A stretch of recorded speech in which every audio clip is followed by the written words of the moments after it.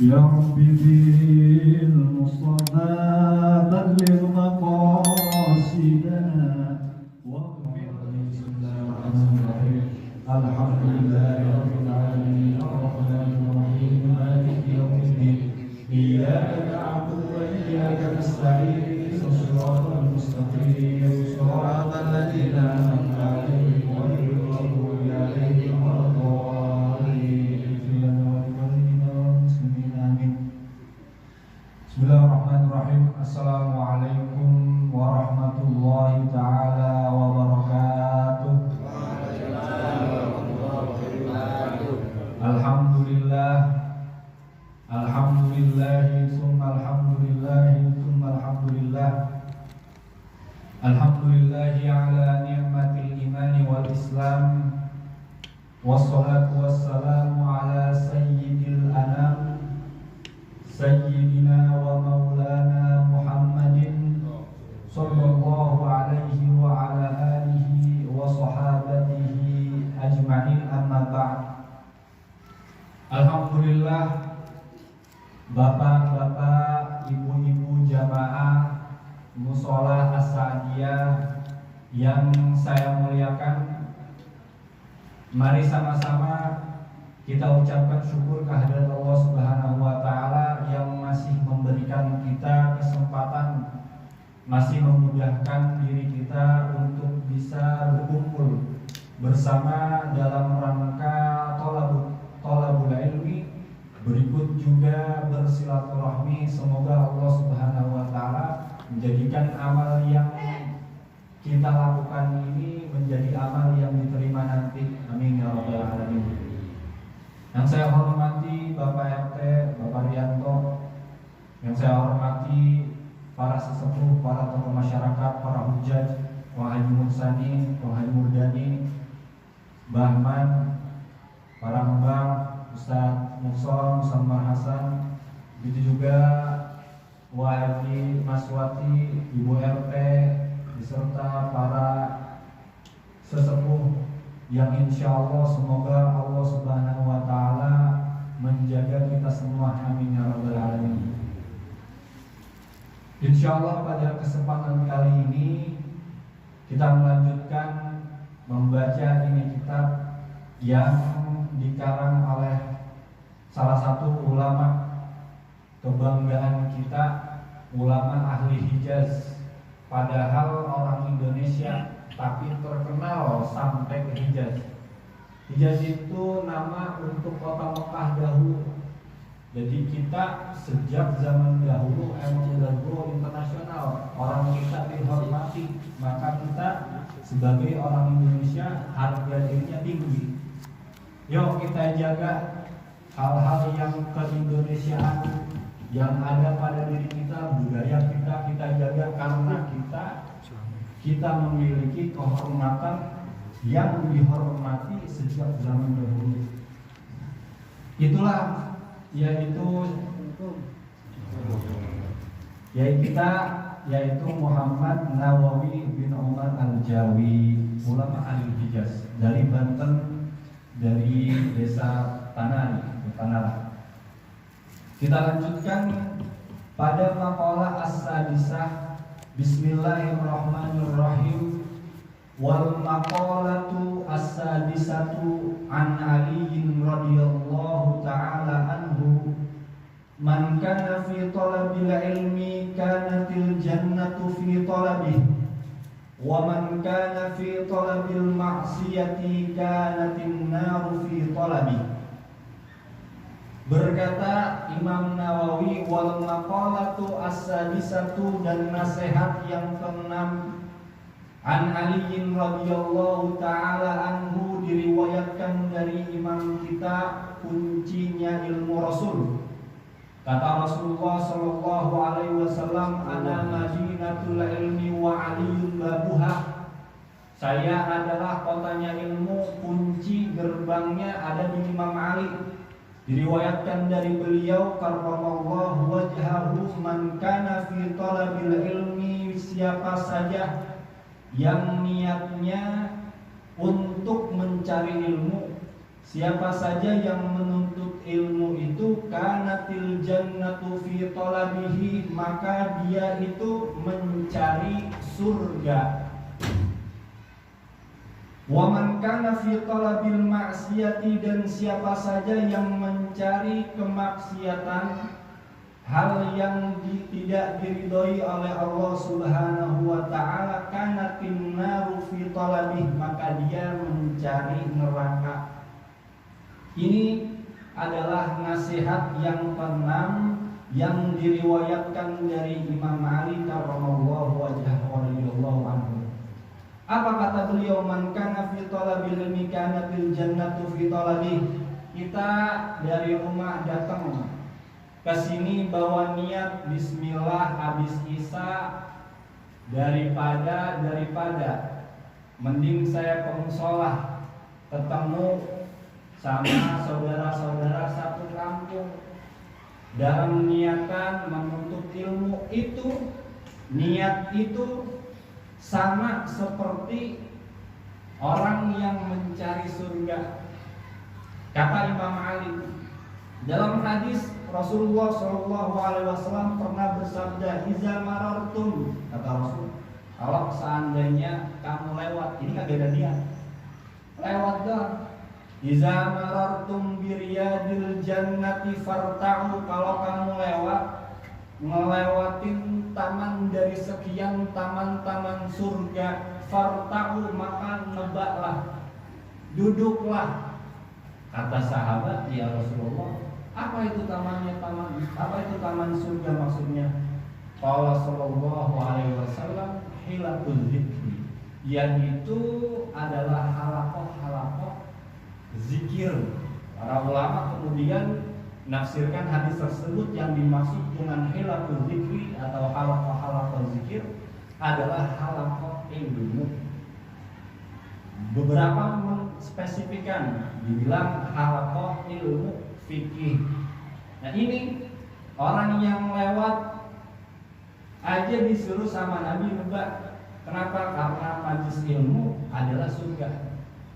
Dan insya Allah ini majelis sampai surga. Kenapa? Karena emang begitu Nabi bilangnya. Kita yang duduk di majelis ini berarti insya Allah jadi ahli surga. Mau Bu jadi ahli surga, Bu? Mau Bu?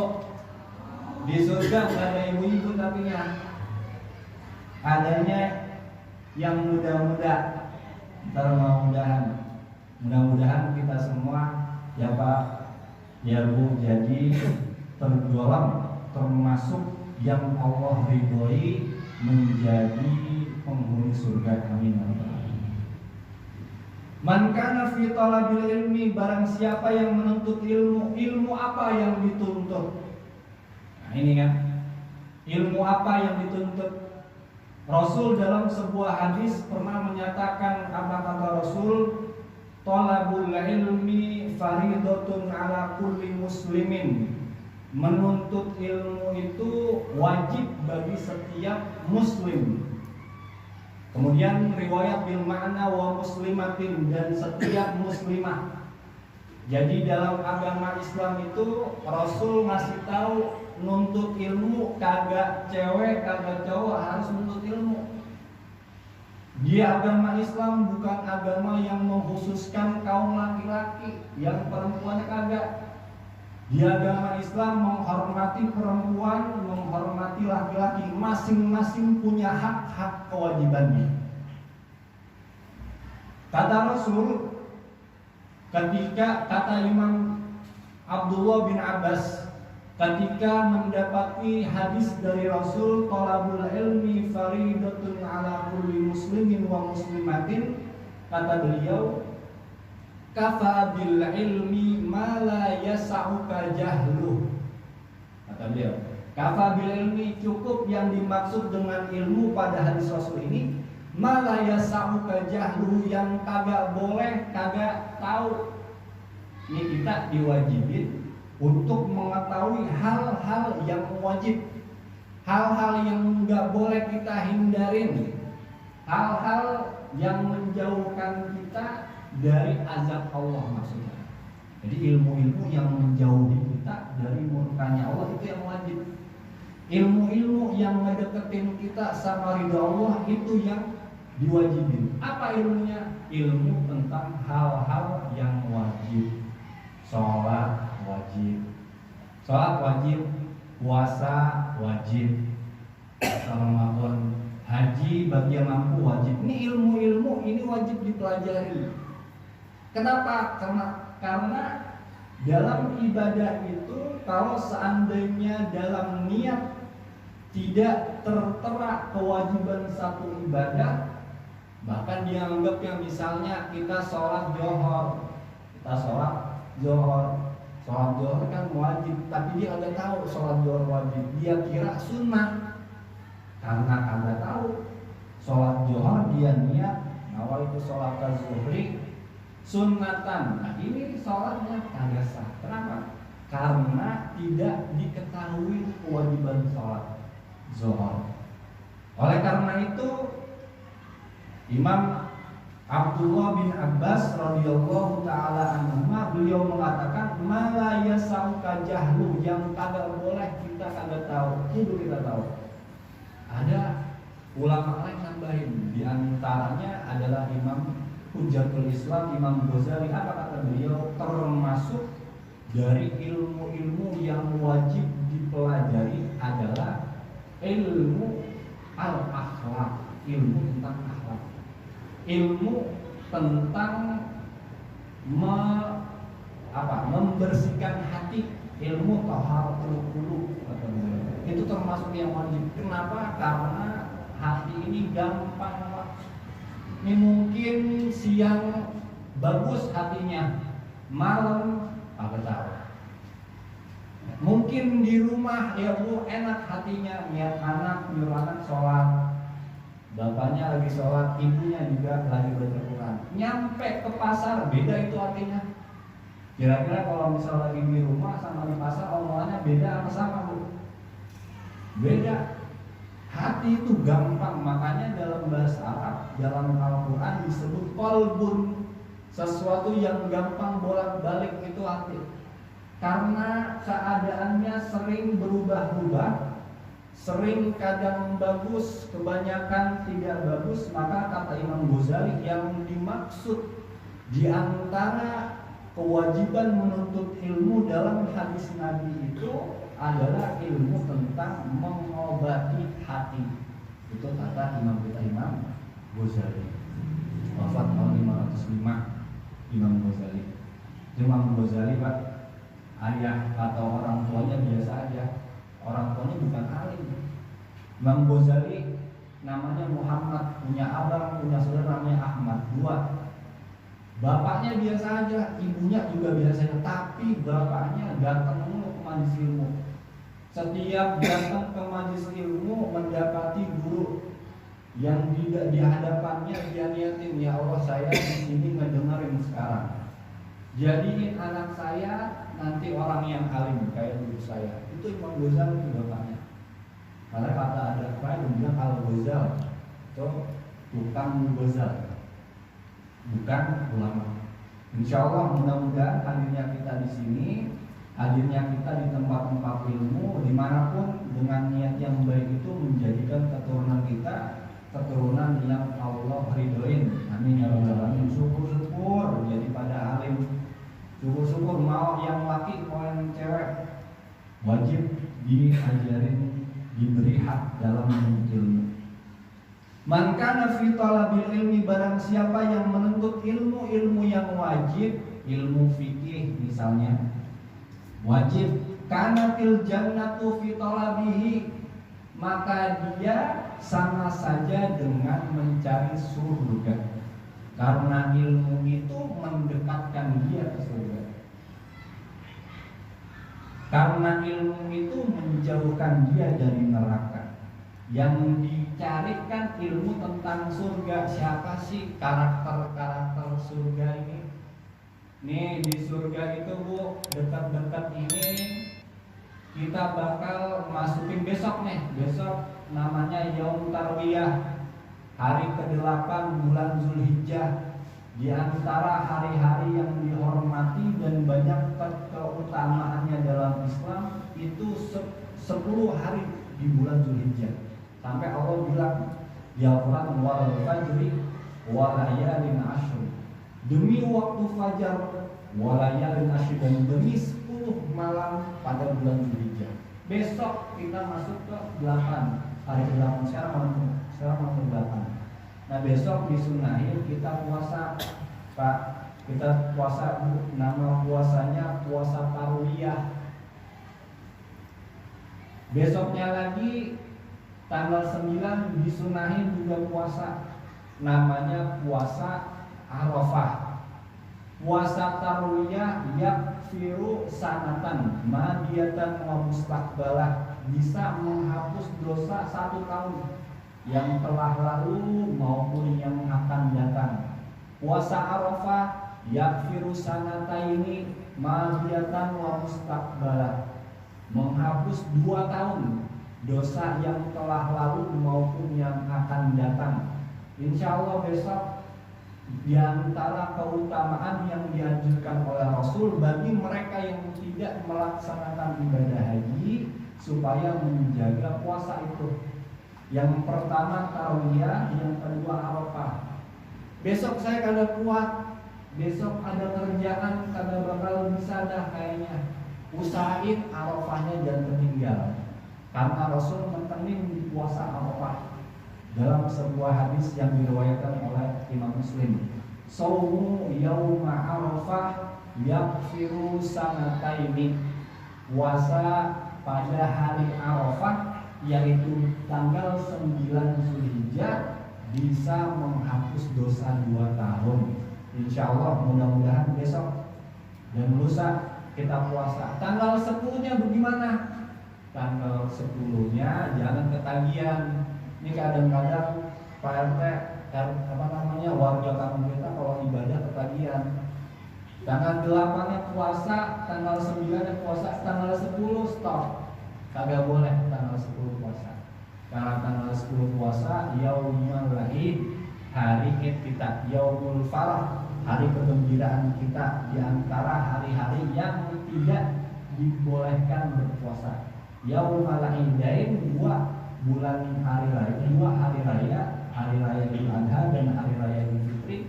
Kemudian ayam tasyrik juga 11, 12, 13 nggak boleh puasa. Selanjutnya silakan yang mau puasa. Waman kana fi talabil ma'siyah, dan barang siapa yang mencari kemaksiatan, yang mencari hal yang tidak disukai oleh Allah, kana tinnaru fi talabihi, maka dia sama aja nyari neraka. Kata Kiai Muhammad Nawawi Al-Bantani, aiman ishtaghala fil ilmi nafi, barang siapa yang mensibukkan dirinya pada ilmu yang bermanfaat. Nah, ini kalau Kiai Nawawi menafsirin kata-kata ilmu adalah ilmu yang manfaat. Selama itu ilmu manfaat, maka wajib dipelajari. Wajib dipelajari. Akhirnya beberapa ulama kita itu menyatakan di antara ilmu yang wajib dipelajari sama orang Islam, ilmu kedokteran. Jarang dengar. Ilmu kedokteran itu beberapa ulama berpendapat wajib orang Islam belajar. Wajib kenapa? Karena manfaatnya itu paling banyak di antaranya setelah ilmu fikih, kata Imam Ghazali, ilmu kedokteran. Ayo kita ajarin anak kita matematikanya yang bagus biar bisa masuk dunia kedokteran. Karena itu diantara ilmu yang paling bermanfaat. Allazi la yajuzu lil baligil aqil jahluhu. Ilmu yang bermanfaat itu apa? Kata Kiai Nawawi, allazi la yajuzu, yang tidak boleh lil baligil aqili, bagi orang yang balik dan berakal, jahluhu, tidak tahu. Orang udah balik, masuk umur balik. Di antara yang dikatakan beliau Imam Nawawi itu usia balik 15 tahun. Ada tandanya mau pada ada tandanya. Anggaplah anak kita laki-laki dia kagak mimpi. Salah satu diantaranya, diantara dari tanda baliknya seorang kan mimpi. Ini anak kita agak mimpi. Umur 12 belum mimpi, umur 13 enggak mimpi, 14 enggak mimpi, 15 enggak mimpi juga. Dia bilang kata Kianawi, itu udah masuk waktu balik, umur 15 tahun. Kalau yang perempuan haidnya bisa mulai umur 9, kalau enggak haid maka sama umur 15 tahun dinyatakan sebagai balik. Karena ada perempuan yang enggak haid, ada yang enggak pernah haid, salah satunya adalah putrinya Rasul. Maka dikatakan Fatimah Az-Zahra yang suci al-batul, enggak pernah haid. Setiap hari keadaannya dalam keadaan suci, ibadah mulu. Akhirnya keturunannya keturunan yang baik dan kita menghormati. Sebagai ahli sunnah wal jamaah, orang muslim, kita diajari semua ahli baik kita hormati. Bagaimanapun gimana, karena bawa darahnya Rasul. Kata Imam Syafi'i itu bilang, ya ala baiti Rasulillah hukumu fardun minallahi fil Qur'ani anzalahu yakfiku min azimil fakhri annakum man lam yusalli alaikum la salata lahu. Wahai ahli bait Rasulullah, hukum fardun, mencintaimu itu wajib. Yakfiku min azimil fakhri, cukup kalau saya diminta dalil, kata Imam Syafi'i. Apa dalilnya kita cinta ahli bait? Man lam yusalli alaikum la salat lahu. Siapa yang sholat enggak bersolawat kepada ahli bait, dalam mazhab Imam Syafi'i enggak sah sholatnya. Kita bacakan Allahumma sholli ala sayyidina Muhammad doang, enggak ada wa ala ali sayyidina Muhammad, kagak sah. Nah, kata Imam Syafi'i, ya Allah, disebutin di ibadah yang paling utama kita sholat itu ahli bait, malah kita utamain beliau. Bagaimanapun tutup mata, kata Imam Syafi'i.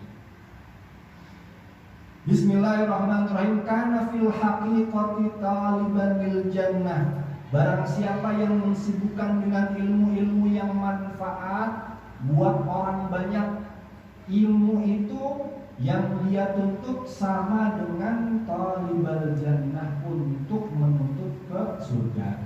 Waliridhallahi ta'ala, dan untuk menggapai keridhaannya Allah Subhanahu wa ta'ala.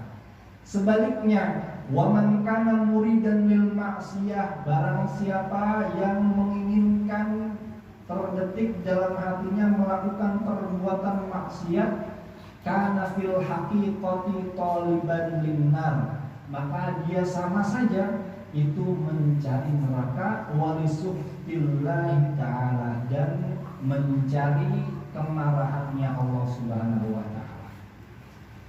Nah, ini adalah nasihat dari buku ini yang keenam yang dinukil dari Imam Ali. Kemudian wal maqalatus sabi'atu, dan nasihat yang ketujuh, an Yahya bin Mu'azin radhiyallahu ta'ala anhu, dari sahabat Yahya bin Mu'az radhiyallahu anhu, ma'asallahu karimun, orang yang mulia itu enggak bakal maksiat ke Allah, karena dia tahu orang yang mulia itu biasanya tahu diri. Orang yang dihormati itu biasanya kenal sama dirinya sendiri. Dirinya sendiri itu sehat karena dikasih sehat oleh Allah. Dirinya sendiri itu sampai sekarang bisa hidup karena diberi rezeki oleh Allah. Sadar dirinya, maka ma'asallahu karimun, orang yang seperti itu enggak bakal maksiat ke Allah. Hamidul fa'ali, yaitu orang yang perbuatannya terpuji. Wa huwa man yukrimu nafsahu bittaqwa wa bil ihtirasi anil ma'asi. Siapa itu orang yang mulia di hadapan Allah Subhanahu wa ta'ala? Siapa? Kata beliau, wa huwa man yukrimu nafsahu, mereka yang memuliakan dirinya dengan bittaqwa, dengan takwa, wabil ihtirasi anil ma'asi, dan dengan menjaga dirinya jauh dari maksiat. Nah, ini yang dinamakan orang yang mulia. Orang yang mulia itu di hadapan Allah adalah orang yang senantiasa memuliakan dirinya dengan ketakwaan kepada Allah dan menjaga dirinya dari hal-hal yang dimurkai Allah. Ini orang yang mulia. Innallaha la yanzuru ila suwarikum wala ila ansabikum walakin taqwa qulubikum. Atau kama qala sallallahu alaihi wasallam, Allah itu kagak pernah melihat orang dari luarnya, bagaimana pakaiannya kagak, bagaimana nasabnya kagak. Terus Allah yang lihat, yang Allah lihat itu apa? Dibilang takwa. Yang Allah lihat itu ketakwaan. Takwanya kagak dilihat sama Allah. Kita udah korbanin kambing 10, kita udah korbanin sapi 7. Mau banyak banget kan? Bulan haji dia korbanin 7 sapi, udah banyak banget. Biar dikata misalnya mulia, karena kemuliaan di mata manusia itu hal-hal yang kelihatan. Kalau seandainya nggak kelihatan, banyak orang itu nggak hormatin kita. Kelakuan kita baik, kalau nggak diketahui oleh orang, orang nggak hormatin. Makanya banyak nih dalam politik orang-orang mulai turun nih, ngeliatin kebaikannya. Kenapa? Supaya dihormatin. Karena manusia itu melihatnya joyo-joyo. Tapi kalau Allah, yang Allah lihat itu yang batin. Ini gimana nih hatinya? Bahkan dalam ayat tentang berkurban, Allah bilang tuh, A'udzubillahi minasyaitonirrajim, lan yanalallaha luhumuha wala dima'uha walakin taqwa qulubikum. Ada di Al-Quran itu. Kurang lebihnya begitu artinya. La yanalallaha luhumuha wala dima'uha. Allah itu kagak menerima darah yang kamu korbanin.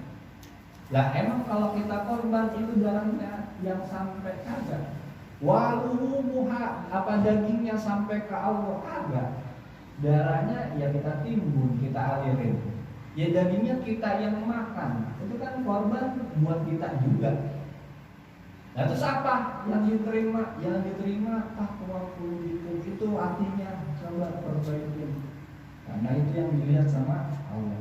Ini yang disebut oleh sahabat Yahya bin Mu'az, ma'asallahu karimun. Kalau orang kenal Allah itu ma'asallahu, gak bakal dia maksiat. Wala asarad dunya alal akhirati hakimun, dan gak bakal mengedepankan urusan-urusan dunia. Siapa? Alal akhirati, orang-orang yang bijak.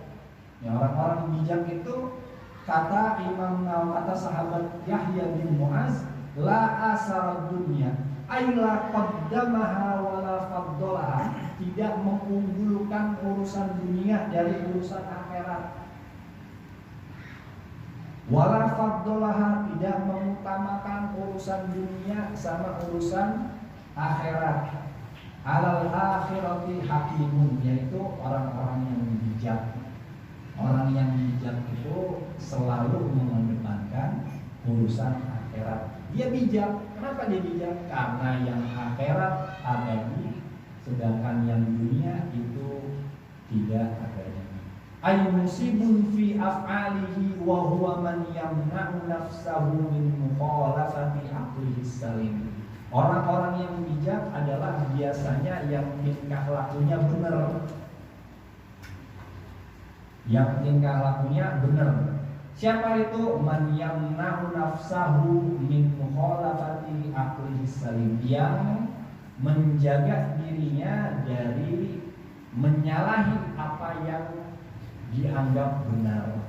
Nah, orang-orang bijak, dia tahu tentang kebenaran tapi tidak dia langgar. Dan kadang orang tahu tapi kan kadang yang tahu juga yang gak benar, Pak. orang-orang di atas kita, misalnya orang-orang tokoh-tokoh kita, ada kan orang-orang pintar semua itu, ada yang lulusan luar negeri, lulusan barat, lulusan Eropa, nyampe Indonesia karena tahu celah-celahnya akhirnya malah berbuat yang tidak benar. Nah, itu bukan orang bijak. Orang bijak adalah dia tahu apa yang harus dia lakukan, yang tidak menyalahi hal-hal yang dia yakini sebagai yang benar.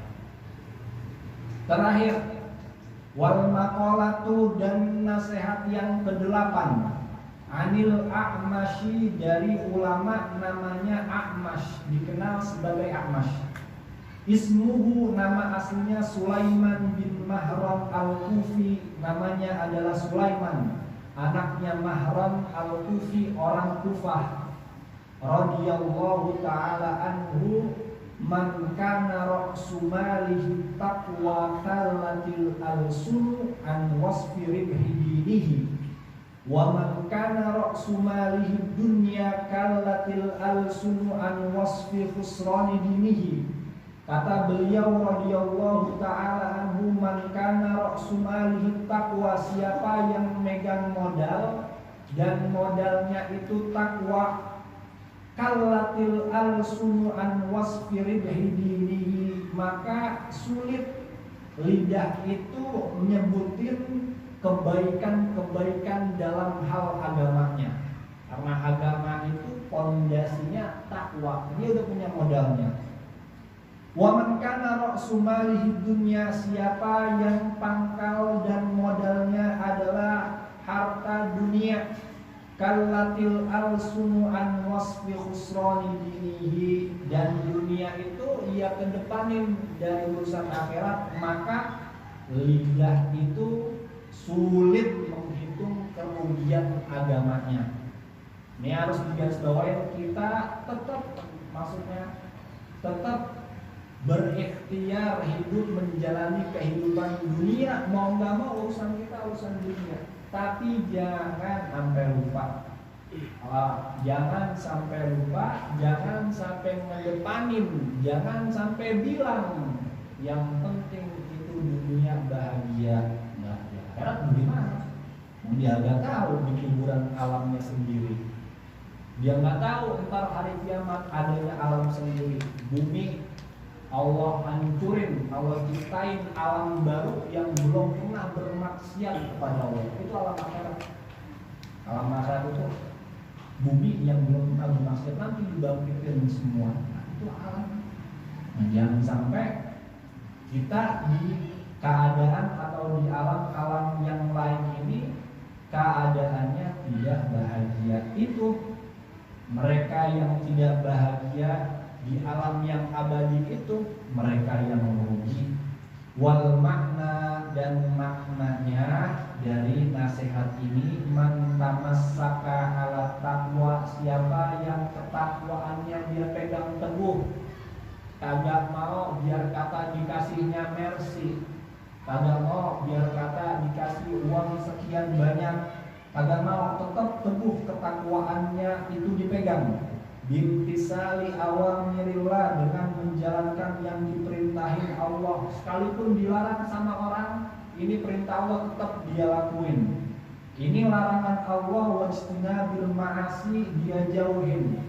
Ada larangan Allah tapi disuruh dilakuin, tetap enggak, ini larangan saya nggak boleh ngelakuin. Ini orang-orang yang kayak gini, yang megang ketakwaannya dengan kuat, bi'an assasa af'alahu bimuwafaqati syar'i, yang selalu menjadikan amalnya itu berkesesuaian dengan syariat, falahu hasanatun kasiratun, itu kebaikannya banyak banget, la tuhsa, Allah dihitung kagak mampu. Wa man tamassaka ala umurin mukhalifatin lisyar'i, siapa yang berpegang teguh pada urusan-urusan yang menyalahi syariat, falahu sayyi'atun kasiratun, maka kejelekannya banyak banget. Ajazat al-alsun an zikri zalika bil ada, susah kalau seandainya mau kita hitung dalam jumlah. Ini yang kita bahas pada malam hari ini. Semoga sedikit segitu bisa menjadi dan membawa keberkahan untuk kemudian kita lakukan, dari penyebutan nama-nama sahabat, dari kata-kata nasihat yang dibilang oleh ulama-ulama salaf kita. Semoga itu membawa kebahagiaan untuk kita dunia dan akhirat. Semoga Allah Subhanahu wa taala senantiasa menjaga kita, menjaga istri dan keluarga kita, menjaga anak keturunan kita, menjaga tetangga dan warga kita, menjaga negeri kita, dan menjadikan kita semua dalam lindungan dan limpahan rahmat Allah Subhanahu wa taala. Kita tutup dengan baca suratul Fatihah. Semoga kiranya suratul Fatihah yang kita bacakan ini, yang meskipun surat Al-Fatihah satu saja, bisa menjadi ladang akhirat yang banyak. Kita bacakan untuk kedua orang tua kita, untuk para ulama kita, untuk para muslimin wal muslimat, begitu juga untuk negeri kita. Ala hadhihi niyyah wa ala kulli niyatin shalihah wa ila hadratin Nabi Muhammadin sallallahu alaihi wasallam. Al-Fatihah. A'udzu billahi minasy syaithanir rajim. Bismillahirrahmanirrahim. Alhamdulillahi rabbil alamin. Arrahmanir rahim. Maliki yaumiddin. Iyyaka na'budu wa iyyaka nasta'in. Ihdinas siratal mustaqim. Shiratal ladzina an'amta 'alaihim